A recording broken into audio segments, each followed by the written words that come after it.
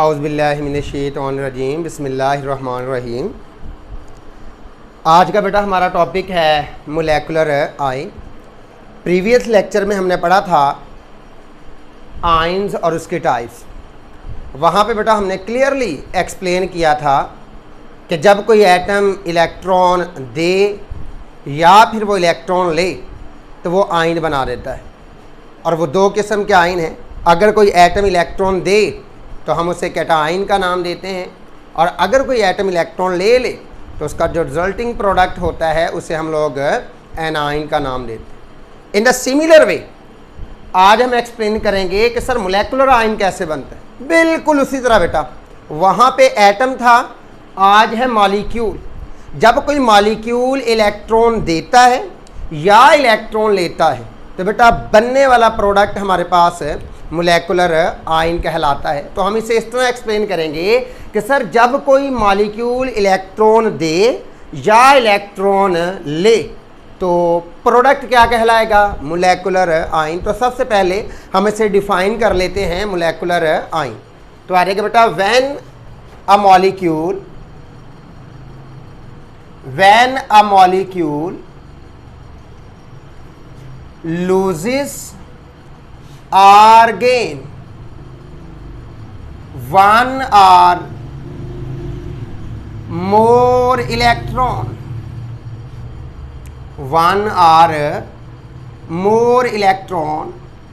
molecular ion is formed. Molecular ion is formed. Sir जब कोई molecule electron देता है या इलेक्ट्रॉन लेता है तो हमारे पास मोलेकुलर आयन बन जाता है। इसका मतलब है कि मोलेकुलर आयन भी दो किस्म का है। जब इलेक्ट्रॉन देगा तो वो पॉजिटिव होगा, जब इलेक्ट्रॉन लेगा तो हमारे पास नेगेटिव मोलेकुलर आयन बनेगा। तो हम पहले इसकी एग्जांपल लिख लेते हैं। फॉर एग्जांपल हमारे पास बेटा देखिए CH4 जो है ना वो एक मॉलिक्यूल है, मीथेन CH4 ये मॉलिक्यूल है। अगर CH4 ने इलेक्ट्रॉन दे दिया है तो इसके ऊपर +1 चार्ज आ जाएगा। यानी कि आप ये रफ अमल में लिख रहा हूँ, ऐसे है CH4, आप इसके ऊपर हाई एनर्जी रेडिएशन फॉल करवाएं तो बेटा ये CH4 पॉजिटिव +1 इलेक्ट्रॉन लूज कर देता है। तो सर ये CH4 आपके पास कैटायन बन गया। इसी तरह हमारे पास बेटा कार्बन मोनोऑक्साइड एक मॉलिक्यूल है। आप इस कार्बन मोनोऑक्साइड को हीट अप करें, इसके ऊपर हाई एनर्जी रेडिएशन फॉल करवाएं, एक्स रेज फॉल करवा दें, अल्फा पार्टिकल फॉल करवा दें या high energy beam of electron fall करवा दें तो ये कार्बन मोनोऑक्साइड पॉजिटिव आयन में कन्वर्ट हो जाएगा। ये इलेक्ट्रॉन को क्या कर देगा, लूज। तो हम यहाँ पे कार्बन मोनोऑक्साइड की एग्जाम्पल लिख सकते हैं। इसी तरह बेटा हमारे पास ऑक्सीजन मॉलिक्यूल है O2। अगर ऑक्सीजन 2 इलेक्ट्रॉन गेन कर ले तो हमारे पास O2 -2 आयन बनेगा। इसका मतलब है इसने इलेक्ट्रॉन लिए हैं तो हम यहाँ पे एग्जाम्पल काउंट कर सकते हैं सर O2 -2। इसी तरह हमारे पास बेटा नेक्स्ट आ जाएगा नाइट्रोजन N2। ये देखें नाइट्रोजन है N2, ये एक इलेक्ट्रॉन अगर गेन करता है तो बेटा इसके ऊपर चार्ज आएगा N2-1। 2 इलेक्ट्रॉन गेन करेगा तो N2-2, तो यहाँ पे -1 एक्सेट्रा। आप इसके अंदर कोई भी एग्जाम्पल काउंट कर सकते हैं बशर्ते के हमारे पास वो पहले मॉलिक्यूल ज़रूर हो। अगर वो हमारे पास मॉलिक्यूल है तो बेटा तब उसके ऊपर चार्ज, ये नहीं कि आप एटम की बात कर रहे हैं, हम मॉलिक्यूल की बात कर रहे हैं। और मॉलिक्यूल आपने पढ़ा हुआ है कि sir the smallest particle of a substance which can exist freely, जो आज़ाद रह सकते हैं। जितनी भी चीज़ें हैं CH4 इंडिपेंडेंटली एग्जिस्ट करता है, carbon monoxide, oxygen molecule, nitrogen molecule, ये इंडिपेंडेंटली बिहेव करते हैं। तो ये हमारे पास सारे के सारे क्या हैं, मॉलिक्यूल हैं। चले यहाँ पे एग्जाम्पल में देखें, मैंने 2 एग्जाम्पल है एनायन की और 2 एग्जाम्पल है कैटायन की नोट की है। तो इसका मतलब हमारे पास 2 किस्म के मोलेकुलर आयन है। तो types of molecular ion, types of molecular ion. Sir हमारे पास दो किस्म के मोलेकुलर आयन होते हैं। Number one cationic molecular ion, cationic molecular ion. Number 2 anionic molecular ion. तो हम पहले कैटायनिक मोलेकुलर आयन को डिफाइन कर लेते हैं। तो बेटा जब कोई मॉलिक्यूल इलेक्ट्रॉन देगा तो बनने वाला प्रोडक्ट क्या कहलाएगा? Cationic molecular ion. तो हम यूं डिफाइन कर लेंगे, when a molecule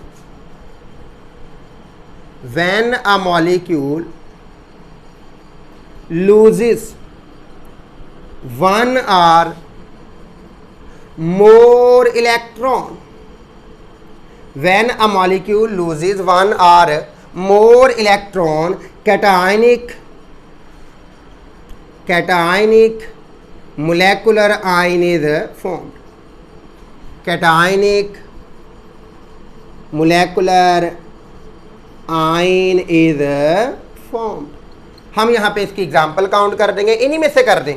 for example हमारे पास बेटा CH4 पॉजिटिव, कार्बन मोनोऑक्साइड +1, इसी तरह बेटा हमारे पास O2+2 भी मौजूद होता है। तो ये तीनों एग्जाम्पल हमारे पास किसकी आ गई? Cationic molecular ion.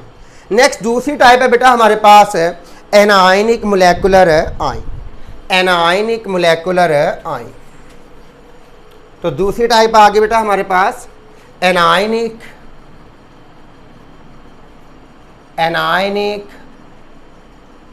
Molecular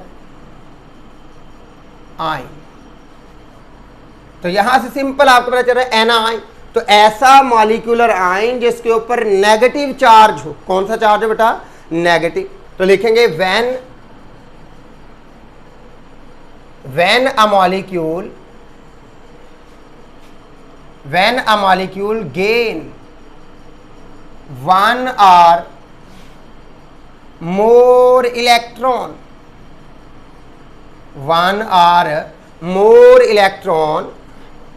anionic molecular ion is formed. Anionic molecular ion is formed. तो सर हमारे पास नेगेटिव आयन बनता है जिसे हम एनायनिक मोलेकुलर आयन का नाम देते हैं। तो यहाँ पे इसकी आप एग्जाम्पल काउंट कर दें। फॉर एग्जाम्पल सर हमारे पास ऑक्सीजन मॉलिक्यूल है, अगर ये इलेक्ट्रॉन को गेन कर लेता है तो सर इसके ऊपर -2 चार्ज है। अगर एक इलेक्ट्रॉन को गेन करेगा फिर -1 चार्ज आपके पास आ जाएगा। तो इसका मतलब है कि सर हमारे पास O2 -2 जो है ये एनायनिक मोलेकुलर आयन है। इसी तरह हम नाइट्रोजन की एग्जांपल यहाँ पे काउंट करते हैं N2-1। इसका मतलब है कि इसने एक इलेक्ट्रॉन गेन किया। हमारे पास बेटा जो कैटायनिक मोलेकुलर आयन है वो रिलेटिवली ज़्यादा है as compare to anionic molecular ion, यानी कि मॉलिक्यूल ज़्यादातर इलेक्ट्रॉन देना पसंद करते हैं बनिस्बत इलेक्ट्रॉन लेने के। तो यहाँ पे एक हम छोटी सी तहरीर लिखेंगे कि sir cationic molecular ion are more abundant as compare to anionic molecular ion. तो यहाँ पे हम नई लाइन लिख देंगे कि sir cationic molecular ion, cationic molecular ions are more abundant. Abundant का मतलब होता है बेटा बहुतात। Cationic molecular ions are more abundant as compare to anionic molecular ion. तो कैटायनिक मोलेकुलर आयन हमारे पास मिकदार में ज़्यादा होते हैं as compare to negatively charge molecular ion. Next हमारा क्वेश्चन ये है कि सर कैटायनिक मोलेकुलर आयन बनते कैसे हैं? तो बेटा आपने देखा होगा घरों में हम लोग ट्यूब लाइट्स इस्तेमाल करते हैं। वो जो ट्यूब लाइट्स है ना बेटा, it will behave like discharge tube. Discharge tube आपने पढ़ा होगा, शीशे की एक ट्यूब और उसके 2 इलेक्ट्रोड होते हैं, एक हमारे पास एनोड और दूसरा हमारे पास कैथोड। वो जो घरों में बेटा आप लोगों ने ट्यूब लाइट्स इस्तेमाल की हुई हैं रोशनी के लिए, उसके अंदर नियॉन गैस होती। जब हम स्विच ऑन करते हैं तो इलेक्ट्रॉन स्पीड के साथ, यानी कि sir motion of electron highly increase, वो इलेक्ट्रॉन जाके उस ट्यूब में मौजूद गैस के मॉलिक्यूल्स को आयोनाइज कर देती। यानी कि sir highly energy beam of electron उस गैस में से जब पास करेगी, मैं यहाँ पे आपको थोड़ा सा इलस्ट्रेट कर लेता हूँ कि देखिए बेटा, ये आपके पास एक डिस्चार्ज ट्यूब है जो आपने घरों में लगाई। यहाँ पे एक तरफ इसका एनोड है और दूसरी तरफ इसका जी हमारे पास कैथोड है। तो हम लोग क्या करते हैं कि इसके अंदर जी नियॉन गैस हम लोगों ने ये फिल की होती है, ये नियॉन गैस, लेकिन लो प्रेशर पे फिल की होती। हाई प्रेशर पे फिल करेंगे तो बेटा ये इलेक्ट्रॉन को इसमें से पास करने नहीं देते। अब बेटा ये जो कैथोड है, आपने 10th क्लास में पढ़ा था कि सर कैथोड में से कैथोड रेज निकलती हैं जिनको आप इलेक्ट्रॉन्स का नाम देते हो। ये कैथोड रेज जब यहाँ से निकलती हैं तो रास्ते में आने वाले इन गैस के मॉलिक्यूल से टकराती हैं, यानी कि स्ट्राइक करती हैं। फॉर एग्जांपल है, ये आपके पास कोई गैस का मॉलिक्यूल है और ये इसका इलेक्ट्रॉन है।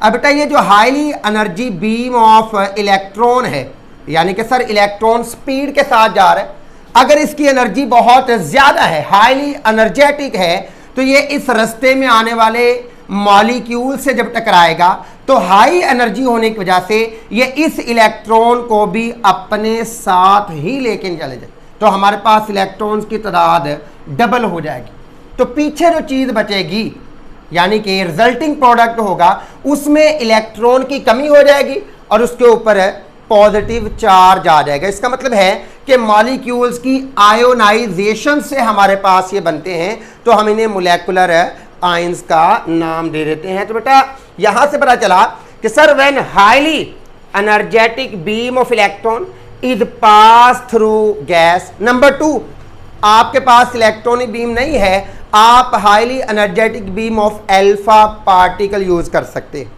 अल्फा पार्टिकल हमारे पास क्या होते हैं बेटा? हीलियम न्यूक्लियाई, यानी कि ये आपके पास हीलियम है बेटा, इसके 2 इलेक्ट्रॉन हैं, इसमें प्रोटॉन भी 2 होते हैं और इसके अंदर न्यूट्रॉन भी 2 होते हैं। अगर ये दोनों इलेक्ट्रॉन लूज कर दे तो बेटा पीछे हमारे पास सिर्फ और सिर्फ 2 प्रोटॉन और 2 न्यूट्रॉन बचते हैं। ये जो चीज़ बचती है इलेक्ट्रॉन लूज करने के बाद, किसकी? हीलियम की, तो बेटा इसे हम हीलियम न्यूक्लियाई का नाम देते हैं। इस हीलियम न्यूक्लियाई को हम लोग अल्फा पार्टिकल कहते हैं। तो पता चला कि अल्फा पार्टिकल हमारे पास क्या है? हीलियम न्यूक्लियाई, यानी कि ऐसे पार्टिकल जिसके अंदर सिर्फ हीलियम का न्यूक्लियस होता है, इलेक्ट्रॉन निकल चुके होते हैं, तो ये खुद भी मोलेकुलर आयन है। अल्फा पार्टिकल खुद भी क्या है? Molecular ion. तो बेटा हम किस तरह, हमारा क्वेश्चन ये था कि सर हम मोलेकुलर आयन किस तरह बनाएंगे। एक तो मैंने बताया high energetic beam of electron आप यूज कर लें, या फिर आप अल्फा पार्टिकल्स इस्तेमाल कर लें, या फिर बेटा हम लोग एक्स रेज इस्तेमाल करेंगे। ये तीनों जो हमारे पास पार्टिकल्स हैं या रेडिएशंस हैं बेटा, इनकी एनर्जी ज़्यादा होने की वजह से ये रास्ते में आने वाले गैस मॉलिक्यूल्स को आयोनाइज करते जाएंगे और हमारे पास ज़्यादा जो है वो कैटाइन बनने के चांसेस हैं। लेकिन अगर यही इलेक्ट्रॉन इस मॉलिक्यूल के अंदर फंस जाएं, पहले से मौजूद इलेक्ट्रॉन को नॉकआउट ना कर सकें, ये खुद इसमें फंस जाएं, तो फिर इसके ऊपर चार्ज कौन सा आ जाएगा? नेगेटिव। लेकिन ज़्यादा चांस होते हैं कि ये इन इलेक्ट्रॉन्स को अपने साथ बहा के ले जाता है, क्योंकि बेटा आपने हाईली एनर्जेटिक बीम इस्तेमाल करनी। लेकिन बाद औक़ात अगर ये हाईली एनर्जेटिक नहीं है तो फिर ये इस मॉलिक्यूल्स के अंदर फंस जाएंगे, ये इसके अंदर टकराने के बाद बाहर एस्केप नहीं कर सकते, फिर आपके पास एनायनिक मोलेकुलर आयन बनते हैं। तो यहाँ पे बेटा हमारा क्वेश्चन ये था कि sir how molecular ions are formed, how molecular ions are formed। Sir molecular ions बनते कैसे हैं? तो आंसर सिंपल है बेटा, molecular ions are formed molecular ions are formed when highly energetic beam of electron is passed. Highly energetic beam of electron, दूसरा यहीं पे कर लें, या फिर highly energetic beam of alpha particle, or X rays, तीसरा क्या हो सकता है बेटा, or X rays are passed किस में से, थ्रू गैसेस। जब आप गैसेस में से, इनमें से कोई भी पार्टिकल हाईली एनर्जेटिकली पार्टिकल को पास करेंगे तो बेटा गैसेस आयोनाइज हो जाएंगी, या वो कैटायनिक बनेंगे या वो हमारे पास एनायनिक मोलेकुलर आयन बनेंगे। तो यहां तक हमारा क्वेश्चन था how molecular ion are form. अब हमारा नेक्स्ट क्वेश्चन ये आता है कि सर मोलेकुलर आयन का कहीं फायदा भी है, कहीं इनको इस्तेमाल भी किया जाता है। तो हाँ बेटा, मोलेकुलर आयन को जब हम ब्रेक डाउन करते हैं, मोलेकुलर आयंस को जब हम ब्रेक डाउन करते हैं तो हमें इस मॉलिक्यूल के स्ट्रक्चर को समझने में मदद मिलती है। यानी कि sir the breaking down of molecular ions provide us information about the structure of molecule, about the structure of compound from which molecular ions are form. तो एप्लीकेशन आप खुद लिख लीजिएगा, लिखिएगा जरा बेटा। एप्लीकेशन क्या है कि sir the breaking down of molecular ions provide us information about the structure of molecules। ठीक है बेटा, तो यहां तक आपका जो क्वेश्चन है वो मुकम्मल हुआ। लेकिन हमें बेटा थोड़ी सी कंफ्यूजन होती है, क्योंकि लास्ट टॉपिक में मैंने आपको ions consist of group of atoms के मुताल्लिक इंफॉर्मेशन दी थी।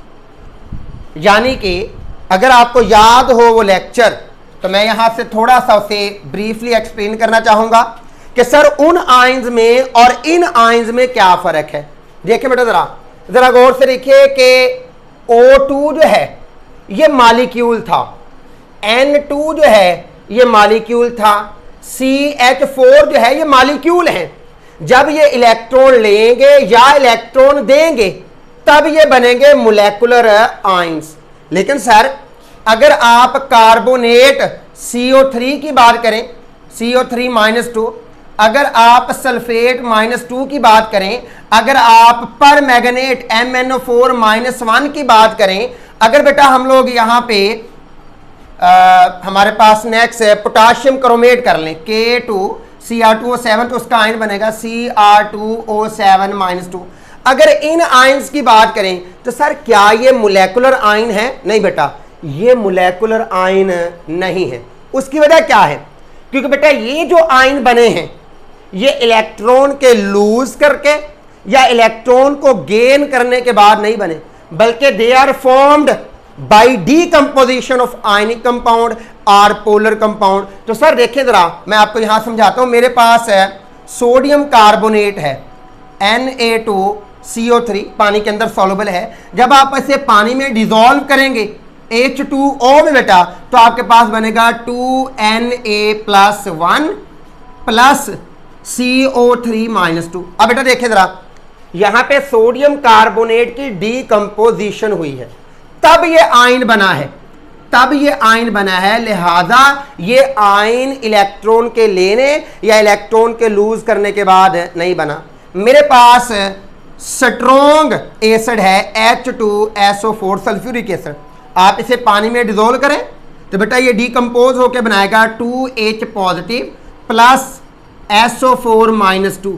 तो बेटा ये भी आपके पास आयन बना है, लेकिन ये मोलेकुलर आयन नहीं है। तो सर ये जितने भी आयन बने हैं दे आर फॉर्म्ड, ये वाले बेटा जिनको मैं हाईलाइट करूं, they are formed by the decomposition of molecule, they are formed by the decomposition of compound। तो सर ये वाले आयन मोलेकुलर आयन नहीं है। इसी तरह ये देखिए जरा, हमारे पास NH3 मॉलिक्यूल होता है।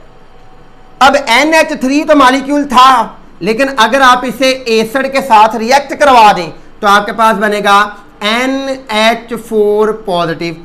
अब NH3 ने ना तो इलेक्ट्रॉन लिया है ना ही इलेक्ट्रॉन दिया है, तो सर ये जो आयन बना है ये फिर कौन सा है बेटा, ये मोलेकुलर आयन नहीं है। इसी तरह हमारे पास वाटर है, वाटर मॉलिक्यूल है लेकिन सर H3O पॉजिटिव, तो सर ये भी मोलेकुलर आयन नहीं है क्योंकि वाटर ने ना तो इलेक्ट्रॉन दिया था ना इलेक्ट्रॉन लिया है, बल्कि कैसे बना है, जब वाटर ने रिएक्ट किया है एसिड के साथ तब यह हाइड्रोनियम आयन बना है। तो पता चला कि sir ammonium ion, hydronium ion, carbonate, sulphate, permanganate, chromate वगैरह एक्सेट्रा, ये जितने भी आपके पास आयन हैं they are ions consist of atoms, they are not formed by electron lose or electron gain, but they are formed by decomposition of compound, by decomposition of molecule। तो बेटा याद रखिएगा, आपका एमसीक्यू आ सकता है कि sir which one is molecular ion, तो आपको इनमें से 3 दे देगा, एक को इनमें से लिख देगा। तो इसकी पहचान मैं आपको बता देता हूं बेटा। देखें, आप चार्ज के ऊपर रख लें हाथ, फिर देखें कि जो चीज़ आपके सामने लिखी हुई है चार्ज के अलावा, क्या वो मॉलिक्यूल था? बिल्कुल सर, O2 मॉलिक्यूल होता है, N2 मॉलिक्यूल होता है, तो उसके ऊपर चार्ज है तो वो मोलेकुलर आयन है। लेकिन सर CO3 तो कभी भी नहीं होता, CO2 होता है। सर SO4 तो कभी भी नहीं होता, SO2 होता है। सर MnO4 नहीं होता हमारे पास, सर Cr2O7 नहीं होता हमारे पास। सर इसी तरह हमारे पास NH4 नहीं होता, NH3 होता है। तो जो चीज मॉलिक्यूल नहीं थी, NH4 तो था ही नहीं, NH3 था। तो सर जो चीज अपने एटम्स बराबर नहीं रख पा रही, उनके एटम बढ़ रहे हैं या कम हो रहे हैं, वो मॉलिक्यूल नहीं था, तो वो आपके पास मोलेकुलर आयन भी नहीं है। तो मोलेकुलर आयन की पहचान ये है कि आप चार्ज पे हाथ रखें और देखें जो चीज नीचे लिखी हुई है क्या वो मॉलिक्यूल था। अगर वो मॉलिक्यूल था तो वो आपका क्या बनेगा, मोलेकुलर आयंस। ठीक है बेटा, तो यहां तक आपका टॉपिक कंप्लीट हुआ। और अगर इसमें किसी को कोई प्रॉब्लम हो तो बेटा आप लोग मुझसे डिस्कस कर सकते हैं। Thank you.